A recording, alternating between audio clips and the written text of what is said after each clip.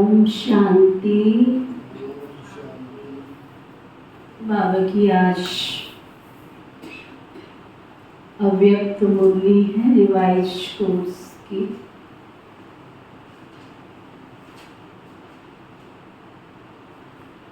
तेरह 12/95 की 95 की बाबा की अव्यक्त मुरली।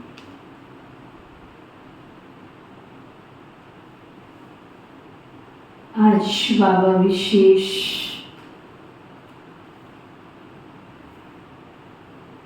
हमें हमारे चरित्र को प्रभावित करने वाले, व्यक्तित्व को प्रभावित करने वाले जो बोल हैं, जो शब्द हैं, उन पर विशेष इशारा दे रहे हैं। व्यर्थ बोल,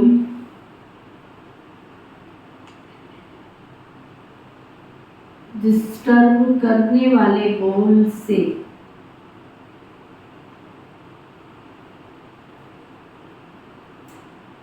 स्वयं को मुक्त कर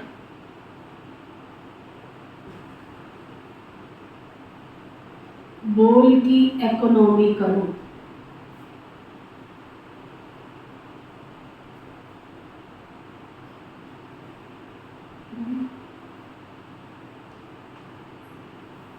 व्यर्थ बोल, डिस्टर्ब करने वाले बोल से स्वयं को मुक्त कर बोल की इकोनॉमी करो।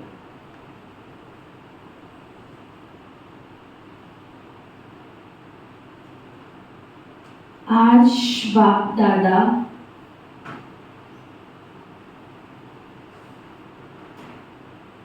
चारों ओर की आत्माओं को आप सभी के साथ देख रहे हैं।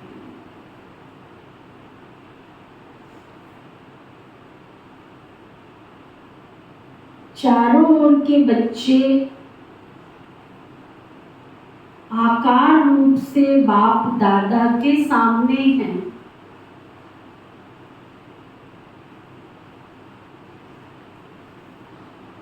डबल सभा, साकारी और आकारी दोनों कितनी बड़ी सभा है।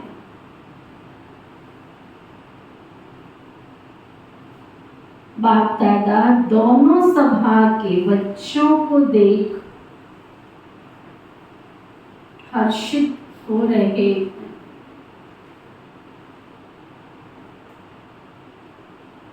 क्योंकि बाप दादा हर बच्चे को विशेष 2 रूपों से देख रहे हैं।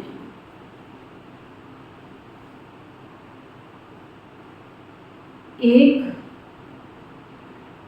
हर एक बच्चा इस सर्व आत्माओं के, मनुष्य आत्माओं के पूर्वज सारे वृक्ष का फाउंडेशन है, क्योंकि जड़ से सारा वृक्ष निकलता है। बाबा ने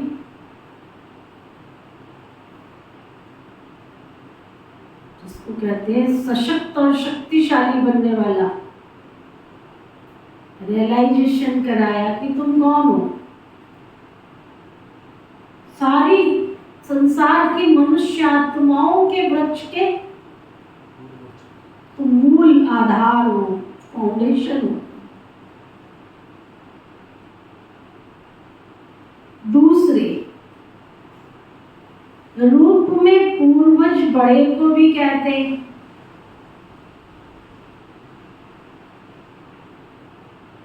तो सृष्टि के आदि में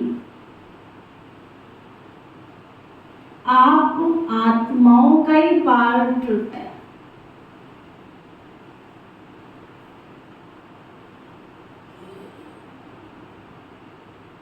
इसलिए बड़े ते बड़े हो,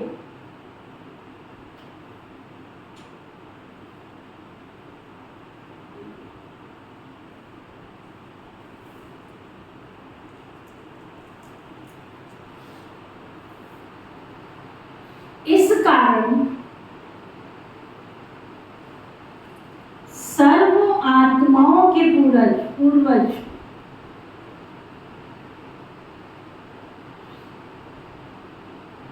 बीज के आधार से, फाउंडेशन के आधार से,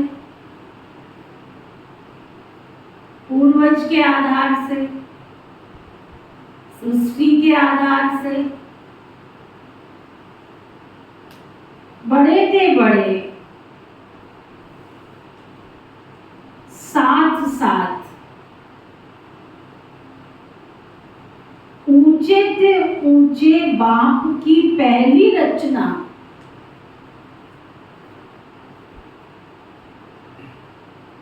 आप ब्राह्मण आत्माएं हो।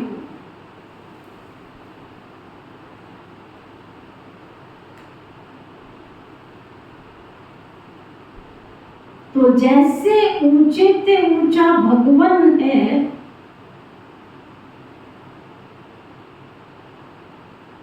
वैसे बड़े से बड़े पूर्वज आप भी हैं।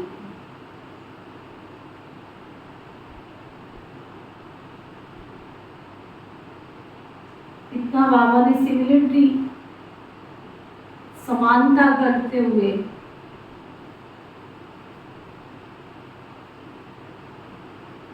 हमें रियलाइजेशन करा रहे हैं बाबा कि तुम कौन हो। हे पवन पुत्र, तुम एक संजीवनी बूटी नहीं, तुम तो सारा पहाड़ उठा के ला सकते हो। तो कैसे ला सकता हूँ? क्या है मेरे में? कहते तुमने बचपन में ना सूरज को भी हजम कर लिया। कहते फिर क्या हुआ? नहीं, तुम उड़ भी सकते हो, पवन पुत्र हो तुम। अच्छा, मैं उड़ सकता हूँ, गोल गोल चक्कर लगा है, उड़ा। ऐसे बाबा हमें याद करा रहे हैं कि तुम हो कौन। अपने आप को कभी एकांत में बैठ के इमर्ज करो कि हम हैं कौन।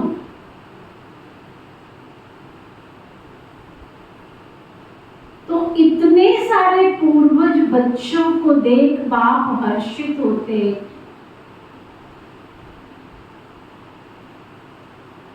आप भी हर्षित होते हो कि हम पूर्वज हैं।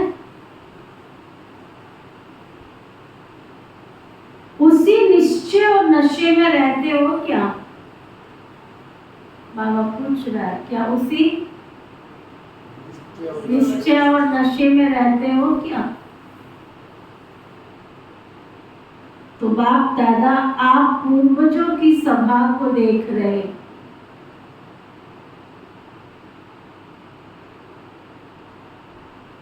आप सभी जो भी बाबा के बच्चे हो,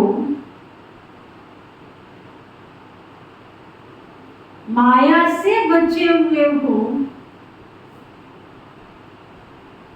बच्चे का अर्थ ही है बाप का बनना।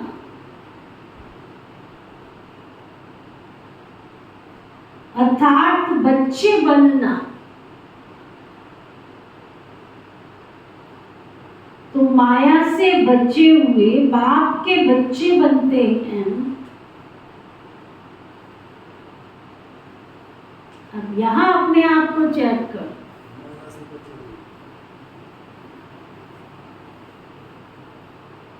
ये समस्या है, ये समस्या है, ये कारण है, वो कारण है, जीवन की डोर जाकर रही है। भगवान ने तो अपने औहदे के साथ बिठा दिया तुमको, लेकिन आप खुद को खुद चेक करो। साथ में बाबा ने ये भी स्मृति दिला दी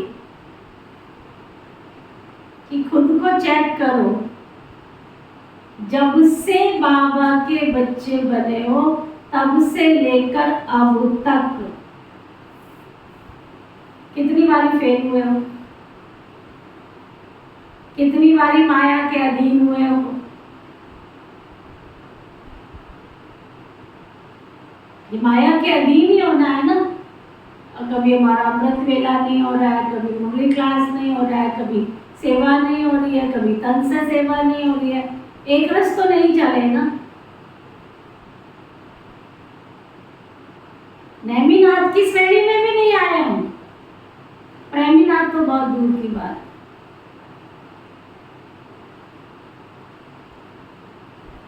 प्रेम रस में डूबना वो तो बहुत दूर की बात है। नियम के धरातल पर ही हम फिसट हो रहे हैं, वही नहीं निभा पा रहे। कभी अन्न शुद्ध रख लिया, कभी तोड़ दिया, कभी ब्रह्मचर्य धारण कर लिया, कभी तोड़ दिया, कभी आया राम, कभी गया राम, उठक बैठी लगाए जा रहे हैं।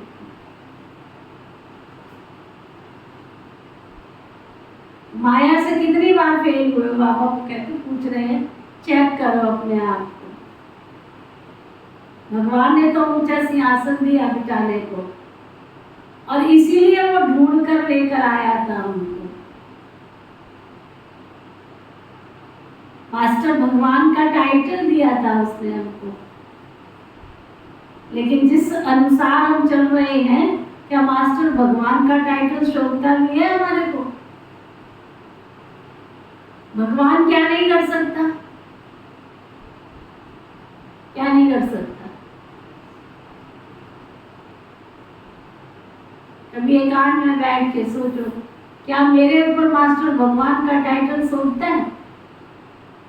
भगवान ने तो कभी कोई कारण नहीं बताया। आज आंधी है, आज तूफान है, आज बाढ़ है, आज ये है, आज वो है, आज वो। कोई कारण बताया बाबा ने? आज कोरोना है। कौन सा दिन ऐसा जो बाबा की मुरली नहीं चली? ऑल ओवर वर्ल्ड में एक दिन भी आप देखो, कोरोना में मंदिर के दरवाजे बंद हुए, भगवान के घर के दरवाजे बंद हुए।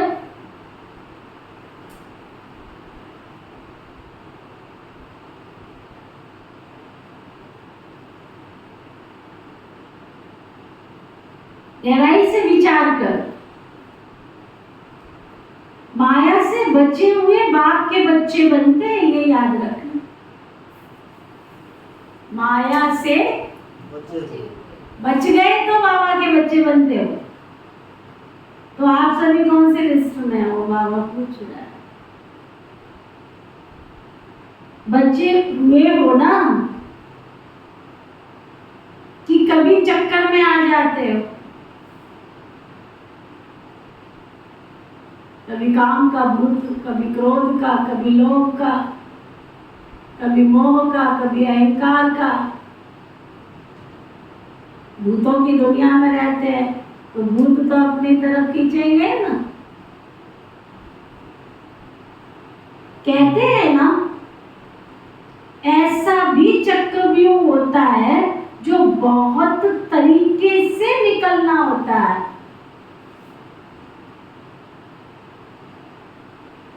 तो कोई भी माया के चक्रव्यूह में फंसने वाले तो नहीं हो।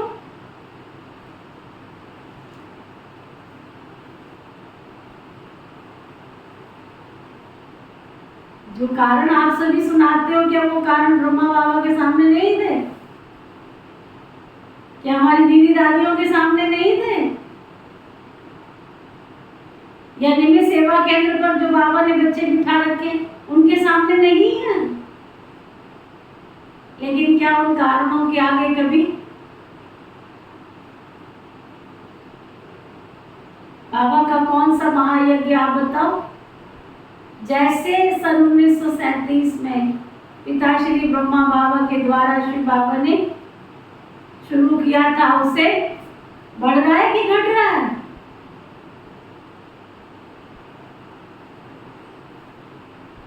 सुना? बाबा के घर में बाहर बढ़ती जा रही है कि घट रही है?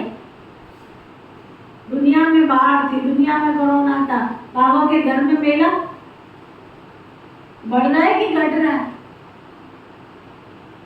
आनंद सरोवर, मान सरोवर, मनमोहिनी, सब अब तो अलग अलग दे दिया है सबको। आनंद सरोवर में प्रोग्राम अलग, डेट ही अलग है उनकी। मनमोहिनी में भी सब कॉम्प्लेक्स, उनके सबके एक एक इंचार्ज बना दिए, सबके प्रोग्राम अलग अलग, कंटिन्यूटी, कोई खाली नहीं, एक दिन भी खाली नहीं। वंडरफुल कि सबका भोजन एक ही जगह शांति वन में बनता है, हजारों भाई बहनों का। पहले सुनते थे कि बाबा की सीजन होती है तब 25-30 हजार का भोजन बनता था, तो कंटिन्यू डेली रूटीन में सुबह से लेके रात। तो इतने सेवादारी बनाने वाले भी तो चाहिए, वो भी आ रहे हैं, कहां से आए? तो बाबा कह रहे हैं तो अपने आप को चेक करो, कोई भी माया के चक्रव्यूह में फंसने वाले तो नहीं हो।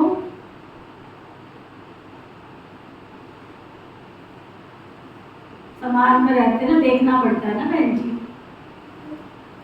देखते रहो, फिर देखते रहो, साइड उठ जाओ, खड़े होकर मुझे सुन लिया।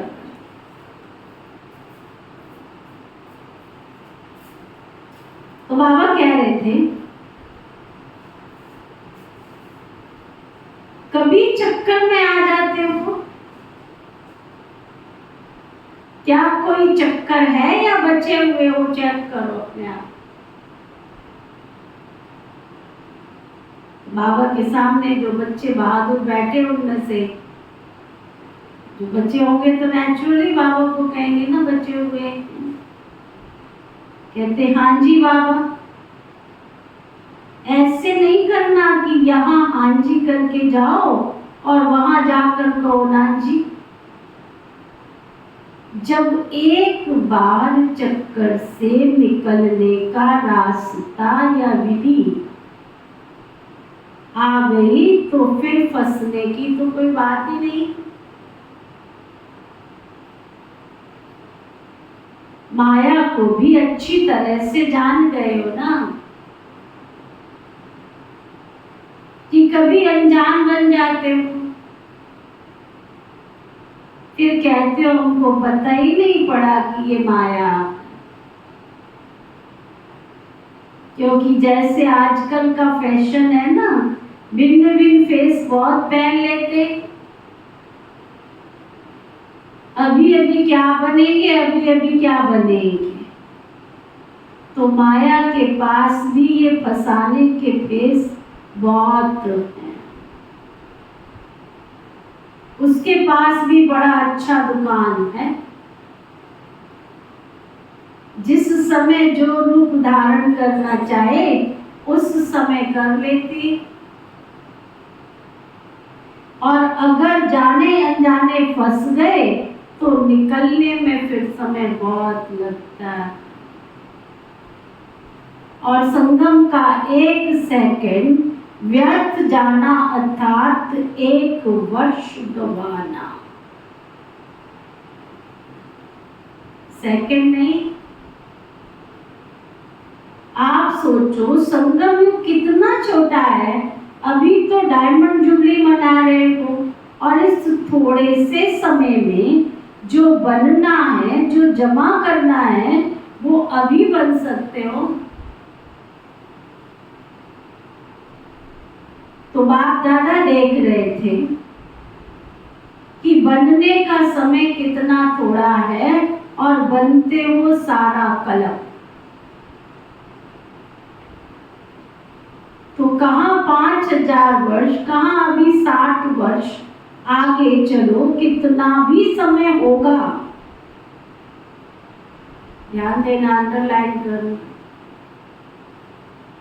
कितना भी समय होगा, लेकिन हजारों की गिनती में तो नहीं होगा ना। समझ में आई बात? क्या समझ में आई? तौर पर आके बैठो ना आराम से, कोई बात नहीं है।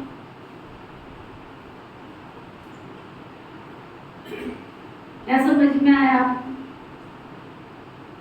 समय बहुत होगा, परंतु हजारों की गिनती में नहीं होगा। क्या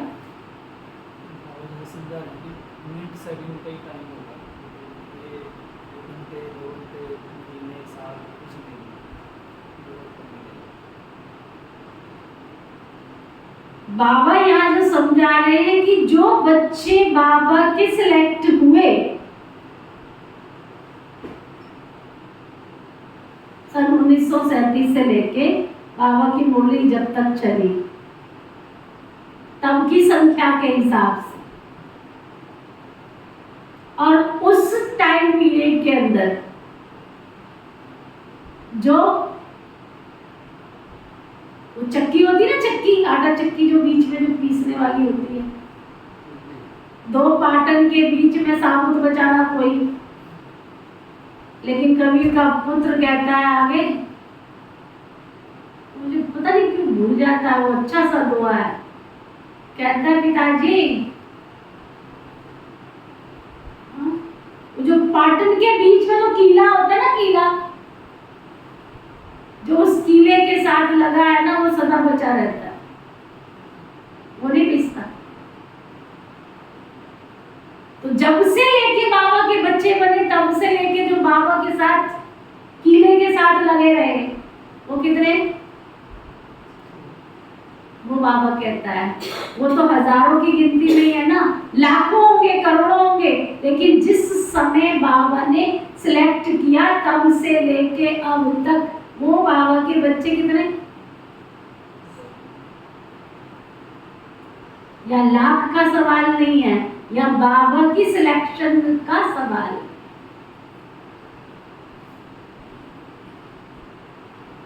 कोई ग्रह का कारण बना के चले गए, कोई दुनिया का कारण बना के चले गए, कोई किसी का कारण, कोई किसी का कारण, कोई कुछ कुछ कुछ कुछ, लेकिन जो एक रस अवस्था से बाबा के साथ, बहुत ऐसे बाबा के बच्चे हैं, जब से बाबा के बच्चे बने उनका कभी अमृत वेला मिस नहीं हुआ, कोई मुरली मिस नहीं हुई। बहुत बाबा के बच्चे आजकल तो केयरलेस है। आजकल तो सचमुच कैसा समय आ गया, हमें भी देखना पड़ेगा, पता नहीं। अपनी आंखों से जो देखे हैं ना बाबा के बच्चे, जब तक बाबा के घर में आकर के अमृत नहीं पिएंगे तब तक मुंह को टच भी नहीं कर सकते भोजन। अभी कहाँ है ऐसे बाबा के बच्चे? कहाँ है अभी? न भोग का महत्व, न क्लास का, न अमृत वेले का। चल रही है गाड़ी बस। उस एवज में बाबा कहते हैं बाबा के सामने लाखों होंगे लेकिन हजारों तो नहीं होंगे ना। सुनो ध्यान से,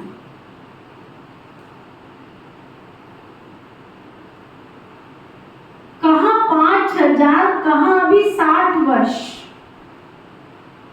चलो आगे कितना भी समय होगा लेकिन हजारों की गिनती में तो नहीं होगा ना। 5,000 तो 5,000 ही है ना।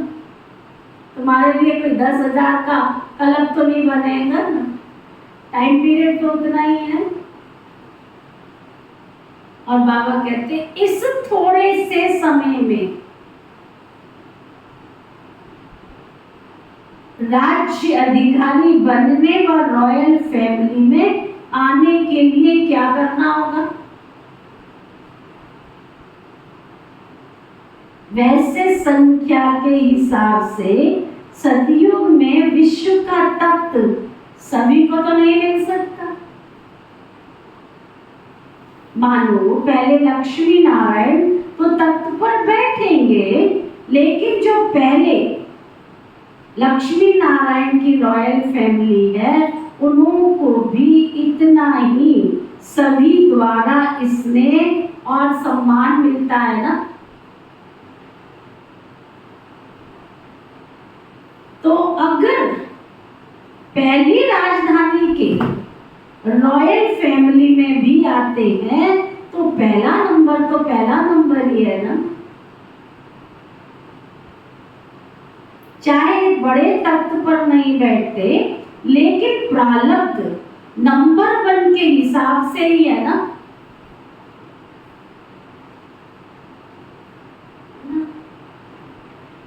नहीं तो आप सभी लोगों को त्रेता तक भी तख्त थोड़ा ही मिलेगा लेकिन विश्व राज्याधिकारी बनने का लक्ष्य सभी का है ना कि वहां भी एक स्टेट के राजा बन जाएंगे।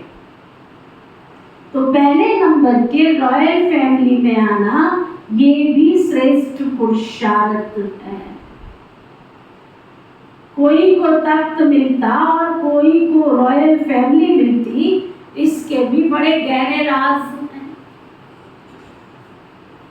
जो सदा संगम युग पर बाबा के दिल तख्त नशीन और सदा रहते हैं,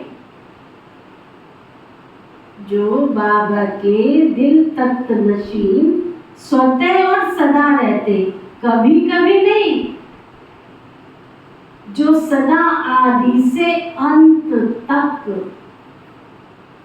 स्वप्न मात्र भी, संकल्प मात्र भी पवित्रता के व्रत में सदा रहते,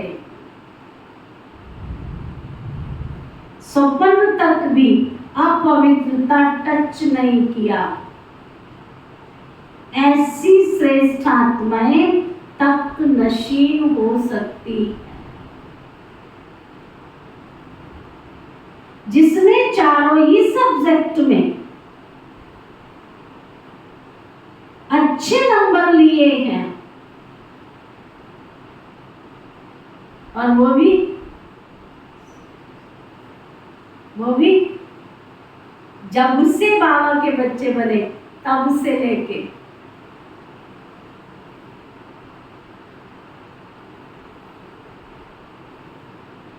आदि से अंत तक अच्छे नंबर से पास हुए हैं, उसी को ही पास विद ऑनर कहा जाता। बीच बीच में मार्क्स कम हुई, फिर मेकअप कर लिया, मेकअप करने वाला नहीं, लेकिन आदि से ही चारों ही सब्जेक्ट में बाबा के दिल पसंद हैं, वही तख्त ले सकते हैं।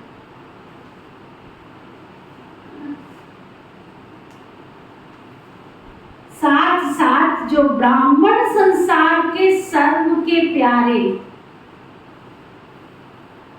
सर्व के सहयोगी रहे हैं।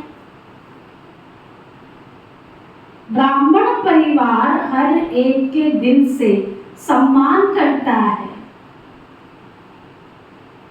ऐसा सम्मानधारी तख्त नशीन बन सकता है अगर इन बातों में, कौन सी बातों में? नंबर 1 बाबा के दिल तख्त नशी, नंबर 2 चारों ही सब्जेक्ट में नंबर 3 ब्राह्मण परिवार। अगर इन सब बातों में किसी न किसी में यदि कमी है तो वो नंबरवार रॉयल फैमिली में आ सकता है, चाहे पहली में आवे और चाहे फिर 8वीं गद्दी में आवे और चाहे त्रेता में आवे। तो अगर तख्त नशीन बनना है तो इन सभी बातों को चेक करो। अगर सेवा में, कहने को सेवा एक सब्जेक्ट है, कहने में सेवा एक सब्जेक्ट है, ज्ञान योग धारणा सेवा,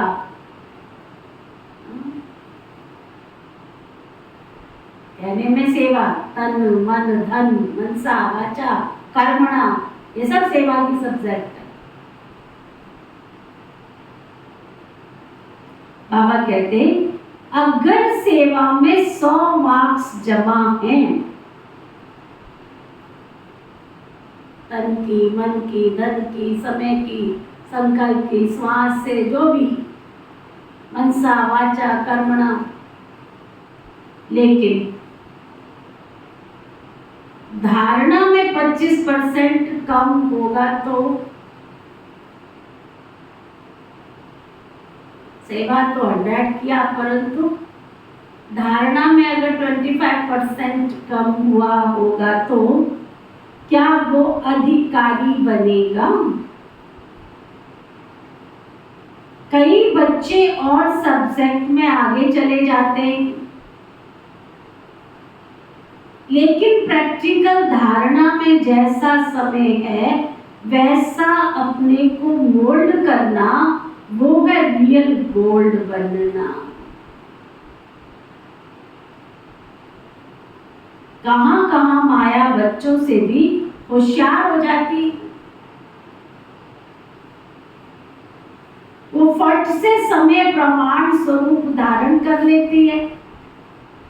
और बच्चे क्या कहते हैं, बाबा के पास तो सबकी बातें आती है ना, सब पहुंचता है, छिपा हुआ कुछ भी नहीं है बाबा से। मानो एक रॉन्ग है दूसरा राइट है, ऐसे भी होता है कि दोनों तरफ की कोई ना कोई कमी होती है, लेकिन मानो आप बिल्कुल ही अपने को राइट समझते हो और दूसरा बिल्कुल रॉन्ग है, आप तो राइट हो वो रॉन्ग है, फिर भी जैसा समय जैसा वायुमंडल देखा जाता है वैसे अपने को ही चाहे समाना पड़ता, चाहे मिटाना पड़ता है, चाहे किनारा करना पड़ता है। लेकिन बच्चे क्या कहते हैं, क्या हर बात में हर समय हमको ही मरना है क्या? मरने के लिए हम रह रहे हैं और मौज मनाने के लिए ये सदा ही मरना है। ये मरना तो बहुत मुश्किल है भाई,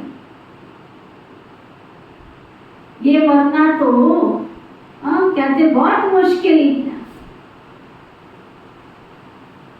मरजीवा तो बन गए वो तो सहज है, ब्रह्मा कुमार कुमारी बन गए, ये भी मरजीवा बने हैं ना, मरना तो बहुत सहज है, मर गए ब्रह्मा कुमारी बन गए।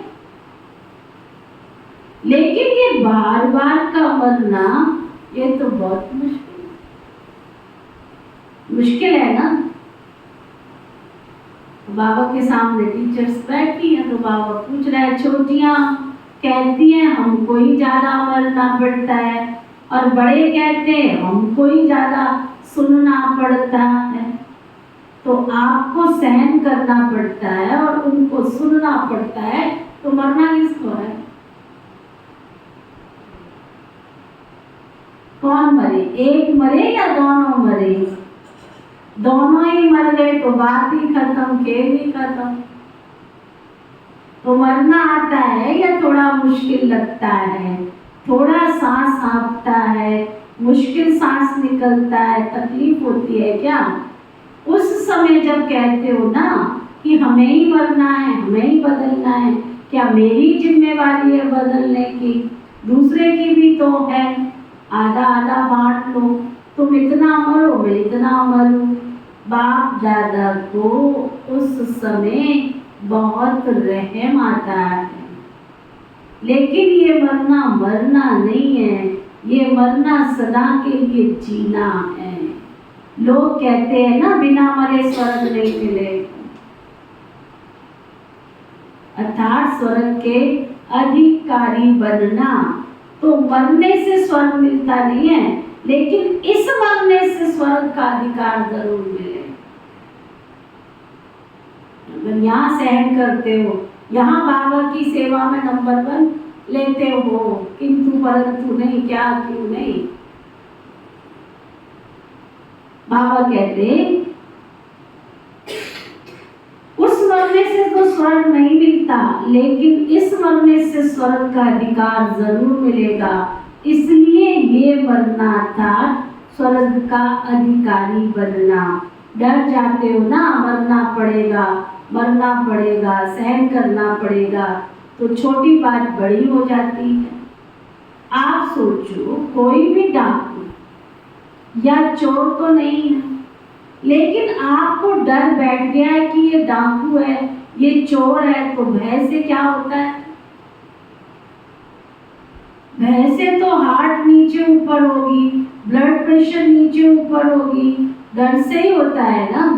तो डर जाते हो ना, तो मरना बड़ी बात नहीं है, लेकिन आपका जो डर है ना, वो छोटी बात को भी बड़ा बना देता है। इसलिए कहते पता नहीं हमको क्या होता है, पता नहीं, लेकिन जैसे हिम्मत से मर्जीवा बनने में भय नहीं किया, खुशी खुशी किया, ऐसे खुशी खुशी से परिवर्तन करना है।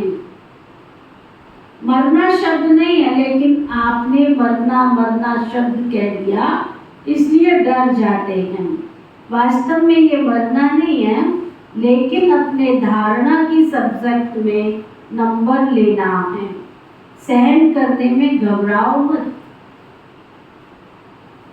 घबराओ मत। क्योंकि घबराते क्यों हो? क्योंकि समझते हो कि झूठी बात में हम सहन क्यों करें। लेकिन सहन करने की आज्ञा किसने दी है ना? ऐसे बाबा तैयार करते हैं, ऐसे भी सेना तैयार हो रही है।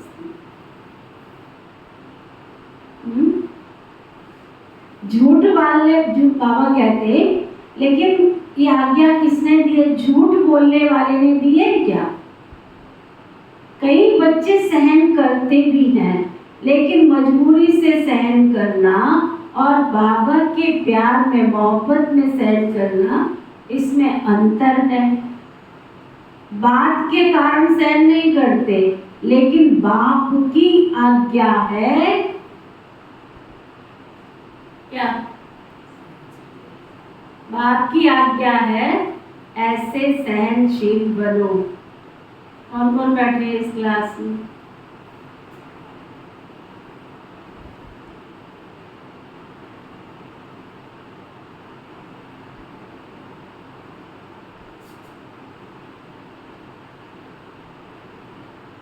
सहन बाबा कहते बाप की आज्ञा मानते हो तो परमात्मा की आज्ञा मानना, ये खुशी की बात है ना कि मजबूरी है। तो कई बार सहन करते भी हो लेकिन थोड़ा मिक्स हो जाता है, मोहब्बत भी होती है, मजबूरी भी होती है। सहन कर ही रहे हो तो क्यों नहीं खुशी से कर लो, मजबूरी से क्यों करो। वो व्यक्ति सामने आता है ना तो मजबूरी लगती है, और बाप सामने आवे तो हाँ, सोचो जरा, विचार करो। अगर दीदी ने कोई बात कह दी तो बस आंखें लाल, पैर पटक के चार ईंट का जवाब पत्थर से, जब तक दे नहीं दिया तब तक शांति नहीं आई। और यही अगर तुमने देखा हो कि बाबा बैठा है सामने, या गुलजार दादी बैठी है, या जानकी दादी बैठी है, और वो आपको कह रही है, तो क्या करोगे? सब किसका खेल है? तो भावना का ही खेल ना।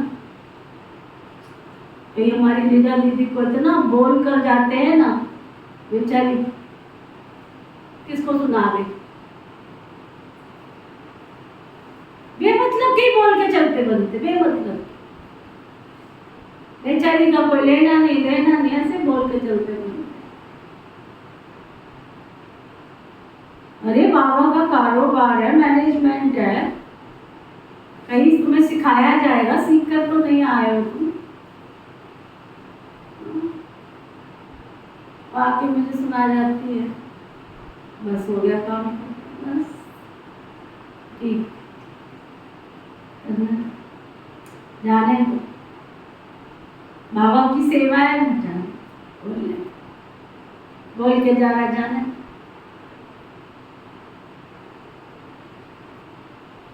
अंदर ले जाओ बात को, क्या कह रहा है बाबा।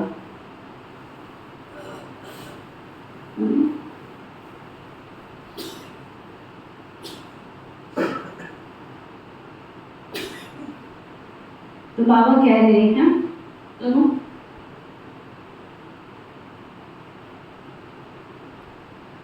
आजकल ये थोड़ा कॉमन हो गया है, मरना पड़ेगा, मरना पड़ेगा, कब तक मरना पड़ेगा, अंत तक, या 2 साल, या 1 साल, या 6 मास, फिर अच्छा है मर जाए, लेकिन कब तक, लेकिन मरना नहीं है, ये अधिकार पाना। तो क्या करेंगे? पूछ रहा है, मरेंगे क्या? ये मरना शब्द खत्म कर दो। मरना सोचते हो तो मरने से डर लगता है ना। देखो, अपना मृत्यु छोड़ो, कोई कोई को तो दूसरे की मृत्यु देख करके भी डर जाते। तो ये शब्द परिवर्तन करो, ऐसे ऐसे बोल नहीं बोलो, शुद्ध भाषा बोलो। ब्राह्मणों की डिक्शनरी में ये शब्द है ही नहीं, पता नहीं किसने शुरू किया है तो आप लोगों में से किसी ने, आप जो सामने बैठे वो नहीं, ब्राह्मणों ने किया है ना। बाप दादा ने तो ये एक मिसाल सुनाया, लेकिन सारे दिन में ऐसे व्यर्थ बोल या मजाक के बोल, कईयों के बेफिजूल के बोल निकलते रहते हैं। अच्छे शब्द नहीं बोलेंगे, लेकिन फिर बाद में क्या कहेंगे, मेरा भाव नहीं था, मैंने तो ऐसे मजाक में कह दिया था। तो ऐसा मजाक क्या ब्राह्मण जीवन के आपके नियमों में है? लिखा हुआ तो नहीं है ना, कभी पढ़ा है कि तो मजाक कर सकते हो? कौन सी मुरली में लिखा है? मजाक करो लेकिन ज्ञान युक्त, योग युक्त। क्या सुन रहे? बाकी व्यर्थ मजाक, जिसको आप मजाक समझते हो ना, लेकिन दूसरे की स्थिति डगमग हो जाती है, वह मजाक हुआ या दुख देना हुआ? आपके मजाक से सामने वाले की स्थिति खराब हुई, तो बाबा कहते हैं वो मजाक हुआ या दुख देना हुआ? तो आज बाप दादा ने देखा, एक तो सभी पूर्वज हैं और दूसरा सबसे बड़े से बड़े पूज्य आत्माएं भी आप हो। आप जैसी पूजा सारे कल्प में किसकी भी नहीं होती। तो पूर्वज भी हो और पूज्य भी हो, लेकिन पूज्य भी नंबरवार हो। जो भी ब्राह्मण बनते हैं उनकी पूजा तो जरूर होती है, लेकिन किसकी विधि पूर्वक होती है, किसकी फिर काम चलाऊ भी होती है। तो जो ब्राह्मण, अंडरलाइन करो, जो ब्राह्मण यहाँ पर काम चलाओ, कुछ नींद कर लिया, कुछ योग कर लिया, कुछ व्यर्थ सोच लिया, कुछ शुभ सोच लिया, तो ये काम चला हुआ ना। सफेद बत्ती जल गई, काम बुरा हो गया। क्लास में आ गए तो भी ठीक है, नहीं आ गए तो भी ठीक है, लाल बत्ती में आ गए तो भी ठीक है ना। आधे आके बैठ गए, नींद आधी कर ली, आधे जाग गए। बाबा कहते तो कुछ ब्राह्मण क्या, सफेद बत्ती जल गई, काम पूरा हुआ। ऐसे धारणा में भी काम चलाऊ बहुत होते, होता नहीं है। सतयुग की राजधानी स्थापन हो रही है, ऐसे कैसे ले जाएगा, संभाल के लेके जाएगा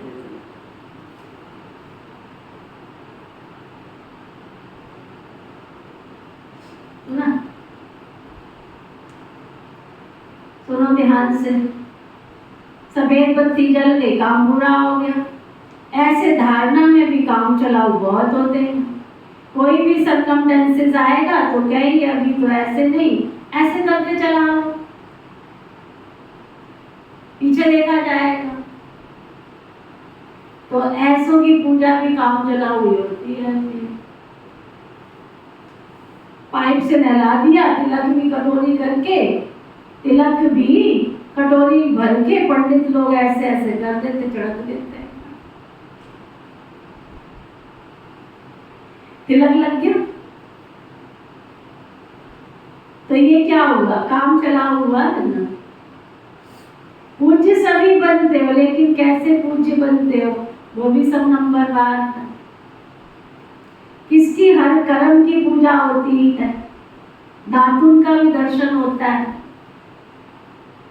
दातुन हो रहा है अभी भगवान जी का, मथुरा में जाओ तो दातुन का भी दर्शन कराते। इस समय भगवान जी दातुन कर रहे हैं। तो काम चलाओ नहीं बनना, नहीं तो तुम्हारी पूजा भी काम चलाओ होगी, होगी तो पक्का ही। अच्छा, सभी टीचर्स खुश हो या कोई कोई इच्छा अभी मन में है? कोई भी इच्छा होगी तो अच्छा बनने नहीं दे।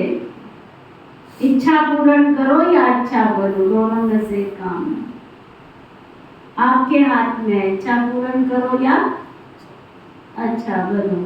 और देखा जाता है कि ये इच्छा ऐसी चीज है, जैसे धूप में आप चलते हो तो आपकी परछाई आगे जाती, आप उसको पकड़ने की कोशिश करो तो वो पकड़ी जाएगी क्या? और आप पीट करके जाओ तो परछाई कहाँ जाएगी? आपके पीछे पीछे आएगी। तो इच्छा अपनी तरफ आकर्षित कर रुलाने वाली है, और इच्छा को छोड़ दो तो इच्छा आपके पीछे पीछे आएगी। मांगने वाला कभी भी संपन्न नहीं बन सकता। ऑल ओवर वर्ल्ड में जाके देख के आओ, कोई भिखारी कितना भी करोड़पति हुआ हो, लेकिन कभी अपना घर बना पाया?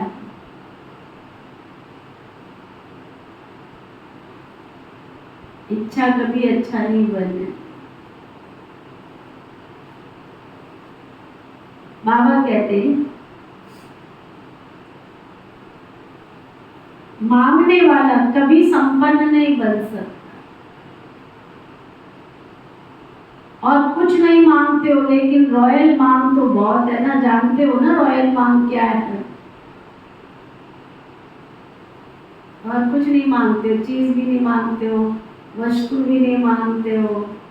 बाबा कहते हैं रॉयल रूप से जो मांगते हो, रॉयल मांग क्या है? कुछ नाम मिल जाए, स्टेज पे नाम ही कर देते, इतना तो कह देते तुमने सेवा बहुत अच्छी करी है।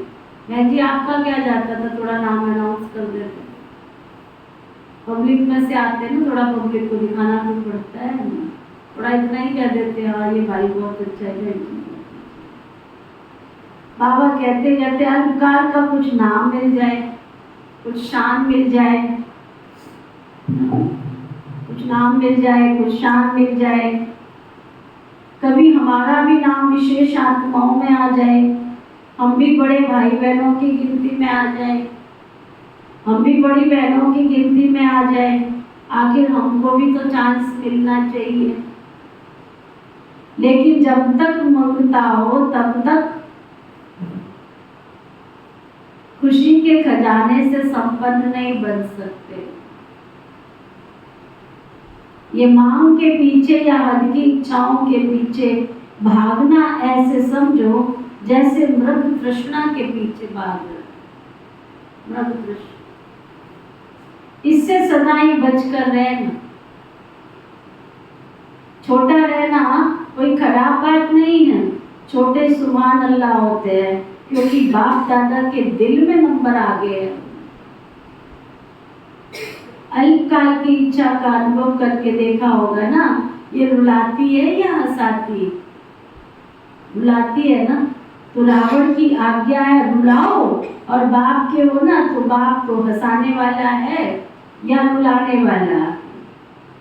आज बाप दादा विशेष इस पर अटेंशन दिला रहे कि व्यर्थ जो बोल है ना, जो किसको अच्छे नहीं लगते हैं, आपको अच्छा लगता है लेकिन दूसरे को वो बोल अच्छे नहीं लगते हैं, तो सदा के लिए उस शब्द को समाप्त कर।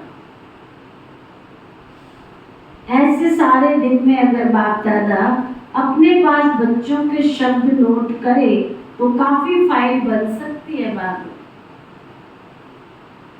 ये अपशब्द, व्यर्थ शब्द, जोर से बोलना, ये जोर से बोलना भी वास्तव में अनेकों को डिस्टर्ब करना है। ये नहीं बोलो मेरा तो आवाज ही बड़ा है, माया जीत बन सकते हो और आवाज जीत नहीं बन सकते। तो ऐसे किसी को भी डिस्टर्ब करने वाले बोल,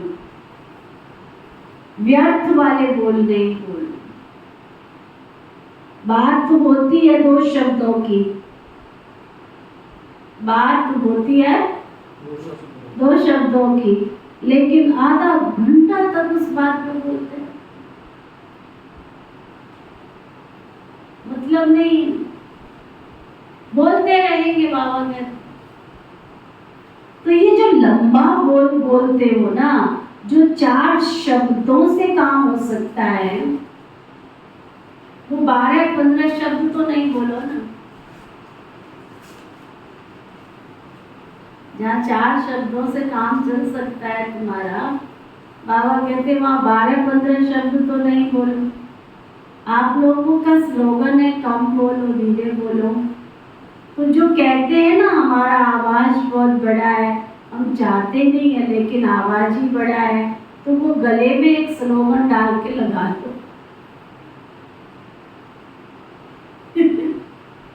अपने गले में एक स्लोगन डाल के लगा लो। होता क्या है, आप लोग तो अपनी धुन में जोर से बोल रहे हो, लेकिन आने जाने वाले सुन करके ये नहीं समझते कि इनका आवाज बड़ा है, वो समझते पता नहीं इनका झगड़ा हो रहा है। तो ये भी तो डिससर्विस हुई ना। इसलिए आज का पाठ दे रहे हैं, व्यर्थ बोल या किसी को भी डिस्टर्ब करने वाले बोल से अपने को मुक्त करो। व्यर्थ बोल मुक्त, फिर देखो अव्यक्त फरिश्ता बनने में आपको बहुत मदद मिलेगी। बोल बोल बोल बोलते ही रहते। क्या बाबा बतक में बैठ के सुनते सुनते, अगर बाप दादा टेप भर के आपको सुनावे ना कि आप क्या बोल रहे हो, तो आपको भी हंसी आए। तो क्या पाठ पक्का किया, बोल की भी इकोनॉमी करो, अपने बोल की वैल्यू रखो, दम रखो। जैसे महात्माओं को कहते हैं ना सत्य वचन महाराज, तो आपके बोल सदा सत्य वचन अर्थात कोई ना कोई प्राप्ति कराने वाले वचन। किसको चलते फिरते हंसी में कह देते हो ना, ओमन क्या कहते हो, है? पागल है क्या, समझता नहीं है, बुद्धू है क्या? खा लो लड्डू, मैंने एक्सपेरिमेंट करने के लिए चलवाया था। आवाज बहुत बड़ा है, हम चाहते नहीं है, लेकिन आवाज ही बड़ा है तो वो गले में एक स्लोगन लगाकर डाल लो। होता क्या है, आप लोग अपनी धुन से जोर से बोल रहे हैं, लेकिन आने जाने वाले सुन करके ये नहीं समझते कि इसका आवाज बड़ा है, वो समझते पता नहीं झगड़ा हो रहा है, तो ये भी डिससर्विस। इसलिए आज का पाठ दे रहे हैं, व्यर्थ बोल या किसी को भी डिस्टर्ब करने वाले बोल से अपने को मुक्त कर। व्यर्थ बोल मुक्त, फिर देखो अव्यक्त फरिश्ता बनने में आपको बहुत मदद मिलेगी। बोल बोल बोल बोल बोलते रहते हो। अगर आपका बाप दादा टेप भर के सुनावे तो आपको भी हंसी आएगी। तो क्या पाठ पक्का किया, बोल की इकोनॉमी करो, अपने बोल को वैल्यूबल बनाओ। जैसे महात्माओं को कहते हैं ना सत्य वचन महाराज, तो आपके बोल सदा सत्य वचन अर्थात कोई ना कोई प्राप्ति कराने वाले वचन हो। किसको चलते फिरते हंसी में कह देते हो, ये तो पागल है, ये तो बेसमझ है, ऐसे कई शब्द बाप दादा भी बोल रहे हैं लेकिन सुनते रहते हैं। तो ब्राह्मणों के मुख से ऐसे शब्द निकलना, ये मानो आप सत्य वचन महाराज वाले किसी को भी श्राप दे देते हैं। तो किसी को श्रापित नहीं कर, सुख दो, युक्ति युक्त बोल बोलो, युक्ति युक्त, और काम के बोल बोलो, व्यर्थ नहीं बोलो। तो जब बोलना शुरू करते हो तो 1 घंटे में चेक करो कि कितने बोल व्यर्थ हुए और कितने सत्य वचन हुए। आपको अपने बोल की वैल्यू का पता नहीं है तो बोल की वैल्यू को समझो। अपशब्द नहीं बोलो, शुभ शब्द बोलो, क्योंकि अभी लास्ट मास है ना, इसलिए बाप दादा डायमंड जुबली के पहले बच्चों को विशेष अटेंशन दिला रहे हैं। बाप दादा चारों ओर के दृश्य को देखते रहते हैं, सारा दिन तो नहीं देखते, सेकंड में देख सकते हैं। तो बाबा पाठ पक्का करा रहे हैं, मुक्त बनना है या थोड़ा थोड़ा युक्त, थोड़ा थोड़ा मुक्त, हर अपने आप को चेक करो। ये नहीं शुरू करना बाबा ने बाणी चलाई फिर भी बोल रहे हो। दूसरे को नहीं देखना, अपने को देखना, मैंने बाबा की श्रीमत को कितना अपनाया है। अभी तो एक दो को देखते हैं, ये मुस्कुरा रहा है, ये ऐसे कर रहा है, ये वैसे कर रहा है, लेकिन जब अधिकार मिलने वह नीच पद में जाएंगे ना, तब क्या करो? जब आपको अधिकार मिलेगा तब आपका जब पद नीचे जाएगा फिर क्या करोगे? तो इसलिए उस समय आप साथ देंगे क्या? उस समय देखेंगे क्या? उस समय तो नहीं देखेंगे, तो अभी क्यों देखते हैं? कहने का बाबा का मतलब, अगर कोई पुरुषार्थ नहीं कर रहा, डाउनफॉल में जा रहा है, तो अभी तो उसको देख के आप भी वैसा ही कर रहे हो, लेकिन आपको ये लग रहा है कि वो नीचे जा रहा है तो आप भी डाउनफॉल में चले जाओगे। तो इसलिए बाबा कह रहे अच्छा मुक्त बनेंगे ना। सभी को पाठ याद है ना? कौन सा पाठ? व्यर्थ बोल मुक्त, याद है ना, भूल तो नहीं गया है। अच्छा, अब बाबा याद प्यार दे रहे, पूरी मुरली रिवीजन। चारों ओर के पूर्वज आत्माओं को सदा इस निश्चय और नशे में रहने वाली श्रेष्ठ आत्माओं को सदा बाप के श्रीमत प्रमाण हर कर्म करने वाले कर्म योगी आत्माओं को सदा दृढ़ संकल्प से हर बाप के हर कदम पर कदम रखने वाले फॉलो फादर बच्चों को बहुत बहुत याद प्यार और नमस्ते। हम सब रूहानी बच्चों की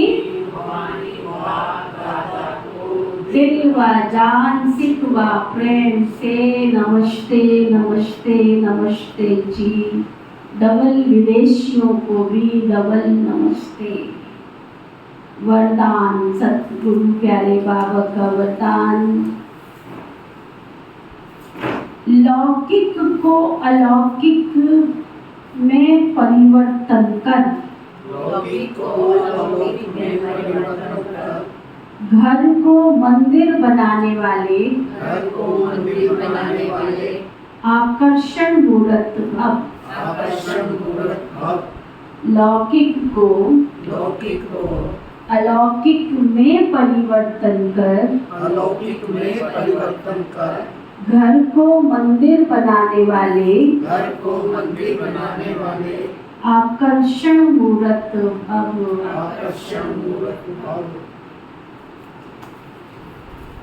कितना सुंदर बाबा ने वरदान दिया। लौकिक को अलौकिक में परिवर्तन कर। कोई भी लौकिक आपकी उठना बैठना खाना पीना, उसको हर तरह से अलौकिक में परिवर्तन कर। घर को मंदिर बनाने वाले आकर्षण मूर्त, प्रकृति में रहते घर के वायुमंडल को ऐसा बनाओ जिसमें कोई लौकिकता नजर ना आए। कोई भी आए तो अनुभव करे कि ये अलौकिक है, लौकिक नहीं। ये साधारण घर में नहीं आए हैं हम, लेकिन ये मंदिर है। ये है पवित्र प्रवृत्ति वालों की सेवा का प्रत्यक्ष स्वरूप।